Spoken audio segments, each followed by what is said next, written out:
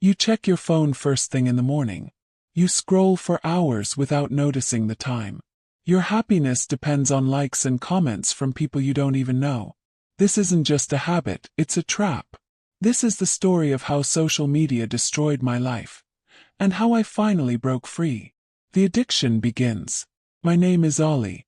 I was a normal guy once. I had friends, hobbies, dreams. I used to play football in the evenings, read books at night, and talk to my parents about my day. But then, something changed. It all started when I bought my first smartphone. I still remember the excitement. I downloaded all the apps: Instagram, Facebook, TikTok, Snapchat. Everyone was using them, so I wanted to be part of the world. First, it was fun. I shared photos, posted stories, and laughed at memes. People liked my pictures. Some even commented, "Cool, bro," or "Looking good." I felt important, felt seen. I thought, wow, people actually care about me. But slowly, without noticing, I started changing. I began checking my phone every 10 minutes. Even when I was eating, I'd scroll. Even when I was with friends, I'd take pictures just to post them later. I wasn't living the moment. I was capturing it for others to see. And then came the comparisons. I saw people my age traveling the world, buying new cars, wearing expensive clothes, eating at fancy restaurants. They looked perfect. Their lives seemed exciting and rich. I started asking myself, why am I not like them? Why is my life so boring? I didn't realize it, but social media had started to make me feel small. My confidence dropped. I stopped enjoying the little things. I felt like my life was not enough. I became obsessed with being liked. Literally. If a post didn't get many likes, I'd delete it. If someone unfollowed me, I'd wonder what I did wrong. I was chasing attention. Chasing validation. One night, I was sitting alone in my room. My phone was in my hand. I was scrolling through TikTok for hours. I laughed at some videos, got angry at some, and saved a few. When I finally looked at the time, it was 3 a.m. 3 a.m. I had wasted 5 hours. I hadn't moved. I hadn't learned anything. I hadn't grown as a person. My eyes were tired. My mind was empty. But I couldn't stop. It was like I was addicted. And that's when I realized I wasn't using social media anymore. Social media was using me. But even though I realized it, I still didn't stop.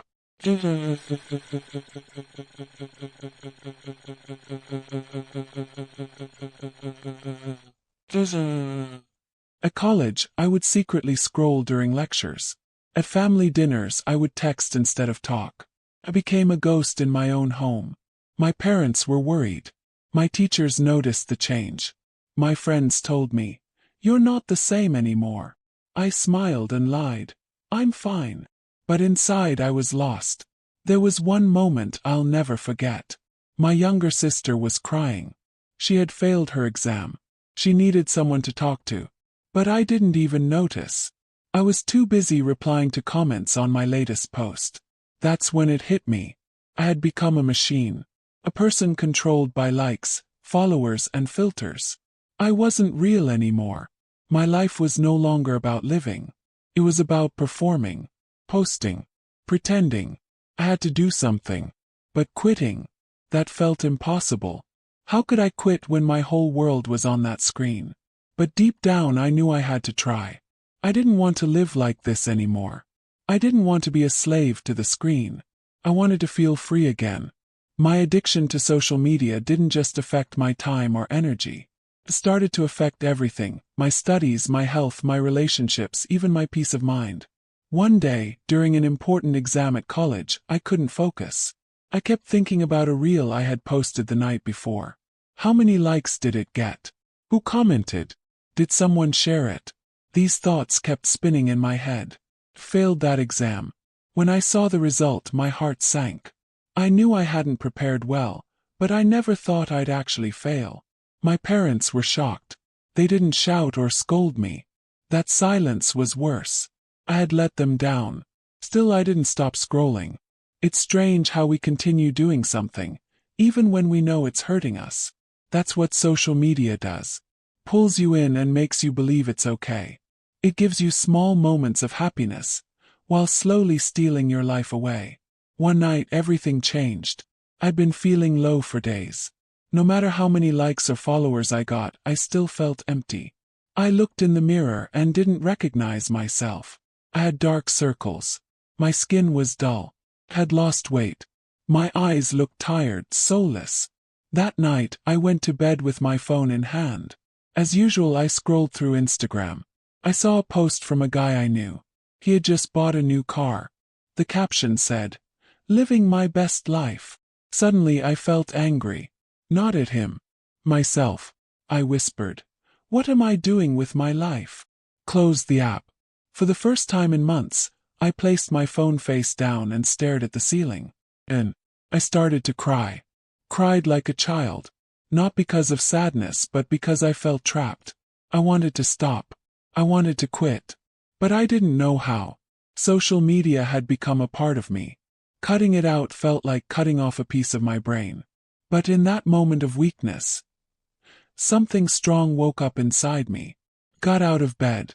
I opened my laptop and searched, how to quit social media. I found blogs, videos, stories. Stories of people who had felt the same way. Some had deleted their accounts. Others took breaks and came back stronger. The one thing they all said was, "It's hard at first, but it gets better." That gave me hope. I decided to take the first step. I turned off my notifications. Sounds small, but it made a big difference. My phone stopped lighting up every few seconds. I didn't feel that constant pull to check it. Then I deleted TikTok. It was the app that stole most of my time. I hesitated before clicking uninstall. My thumb froze for a second, but I pressed it, and just like that it was gone. That night I slept better. The next day I felt strange. My hands kept reaching for my phone. I picked it up, looked at the screen, and put it down again. I didn't know what to do with my time. So, I did something I hadn't done in years. I went for a walk. No phone. No headphones. Just me, the sky, and the wind on my face. I watched kids playing cricket on the street. I smiled at an old man watering his plants. I looked up and saw birds flying. I was seeing the world again. Not through a screen. Through my own eyes. Felt beautiful.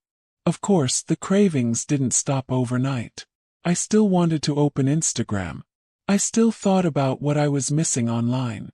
But every time I felt that urge, I reminded myself, "You're not missing life. You're living it now." That became my new motto. I started doing more small things to break free. I deleted more apps. I began reading again. I spent time with my family. I had real conversations. I laughed, not for real but because something was actually funny. Day by day I felt stronger. But the real challenge was yet to come. People started noticing my absence online. A friend messaged me, "Where are you, bro? Haven't seen any stories in weeks." I replied, "Taking a break." He said, "Why?" "Social media is life, man." I didn't argue. I just smiled. Because I had finally learned something. Social media is not life. Life is what's happening all around you when you're not looking at your phone. After I started distancing myself from social media, life didn't magically become perfect. But something deep inside me began to change. I was no longer chasing likes. I was chasing meaning. For the first time in years, I was living without filters. No stories, no posts, no pressure to look perfect. And honestly, it was scary at first. I didn't know how to be myself without thinking about how others would see me. But then I asked myself, who am I really when no one is watching? It was a hard question. I had spent so many years creating a version of myself for social media that I forgot who I actually was. So I started small.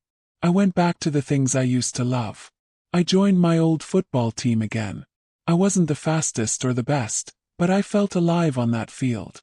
I felt like Ollie again. Not the guy with cool selfies and funny reels, but the real me. I picked up books again. Real books with pages I could turn. I read stories that made me think, feel, and imagine. It reminded me of how powerful the mind can be when it's not constantly distracted. I started writing in a journal. Every night before bed, I'd write about my day, my feelings, my progress. helped me clear my mind and understand my thoughts better. It became my therapy. Slowly, my sleep improved. I stopped waking up in the middle of the night to check my phone. I stopped feeling jealous of others. I even started appreciating the little things in life. A cup of tea, a deep conversation, the smell of fresh air. My relationship with my family improved too. My parents were happy to see me present at dinner, not just sitting there with my phone in hand. My sister said, "It's good to have you back." That simple sentence hit me hard. I realized how distant I had become from the people who truly loved me. And then came the biggest surprise. I started doing better in my studies. Without distractions, I could finally focus in class. I took notes, asked questions, studied with a clear mind. My grades improved. My teachers noticed. I felt proud, not because someone online clapped for me, but because I was rebuilding myself for real. But don't get me wrong, it wasn't all easy. Some days I felt tempted to go back. I'd think, just one scroll, just a quick check. But then I remembered how far I had come. I had tasted freedom, and I didn't want to go back to being a slave. I began to notice things about the world that I had missed before. People at cafes weren't talking to each other. They were staring at their screens. Couples on dates were more focused on taking pictures than enjoying the moment. Kids were playing video games instead of going outside. Made me sad. It also made me realize something powerful. The problem wasn't just me. It was everywhere. We had all been fooled. We thought we were connecting, but we were actually disconnecting. From each other, from our own minds, from life itself. I didn't want to preach to others, but I wanted to help. So, I started talking to my close friends about my journey. At first, they laughed and said, "You're crazy, bro." But some of them listened. One of them even said, "I think I need a break too." That's when I knew my story mattered. Even if I helped just one person, it would be worth it. Now, I wasn't just quitting social media. I was replacing it with something better. Instead of scrolling, I started walking. Instead of comparing, I started creating, drawing, writing, cooking, anything that made me feel alive. Instead of showing off, I started opening up to myself and the people who truly cared. I was becoming a better version of myself, one that didn't need filters, likes, or followers to feel valuable. And the best part, felt at peace. For the first time in a long time, my mind was quiet. My heart was calm. I wasn't running anymore. I was just being. The final step. How you can quit and take your life back. If you've listened to my story so far, you know where I started. Lost, distracted, and addicted to social media. But today I stand in a different place. I'm not perfect. I still use the internet. I still watch videos. But I'm no longer controlled by it. I use technology now, it doesn't use me. And that's what I want for you too. You don't need to delete everything right away. You don't need to disappear from the world. But you do need to ask yourself a serious question.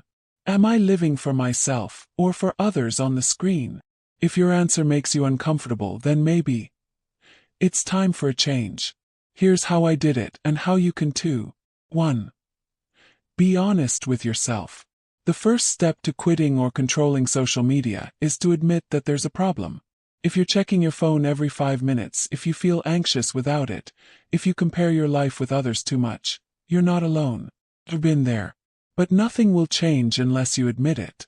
So take a deep breath and say, "This is hurting me. I want to take my life back." That's your first victory. 2. Turn off notifications.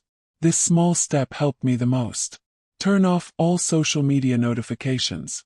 When your phone doesn't buzz every minute, you won't feel the constant urge to check it.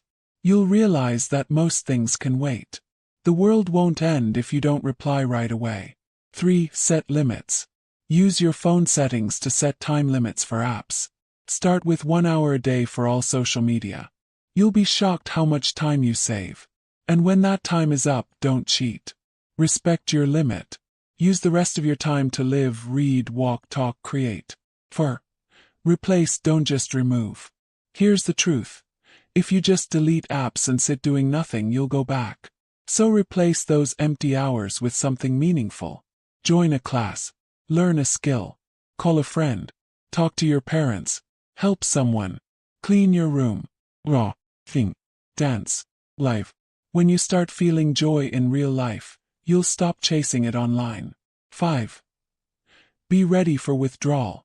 Let me warn you, it won't be easy at first. You'll feel bored. You'll feel like something is missing. You might even feel lonely. That's normal. It's like any addiction. Your mind will resist at first. But if you push through, you'll find a better version of yourself on the other side. Stay strong. 6. Talk about it. Don't hide this journey. Talk to your close friends. Tell your family. You'll be surprised how many people feel the same but are too scared to say it. You might even inspire someone to begin their own journey. When I talked to my friends, a few laughed.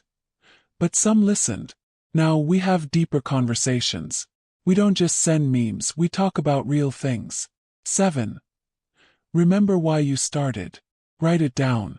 For me, I wrote, I want peace. I want focus. I want my life back. Whenever I felt weak, I looked at those words. They reminded me of why I started. Write your own reason. Keep it close. It will guide you. Now, months later, I feel like a new person. I still post sometimes, but now it doesn't control me. I use social media for purpose, not for escape. I no longer care how many people follow me. I care about how I feel inside. And honestly, feel free. I'm present in my life again. Laugh more. I sleep better. Think clearly. Feel real. And I want the same for you. This is not just a story. It's a message. Don't let your life be a screen. Let it be a story worth living. You were not born to impress strangers. You were born to experience joy, pain, love, and growth in real life. The world outside your phone is waiting for you. Go meet it. Speech balloon final words. If you're watching this and you feel stuck, just remember, you're not alone. You're not weak. You can take back control. Start with one small step today. You don't need to quit everything now. But take a break. Look up. Look around. And ask yourself, what is real? Choose that.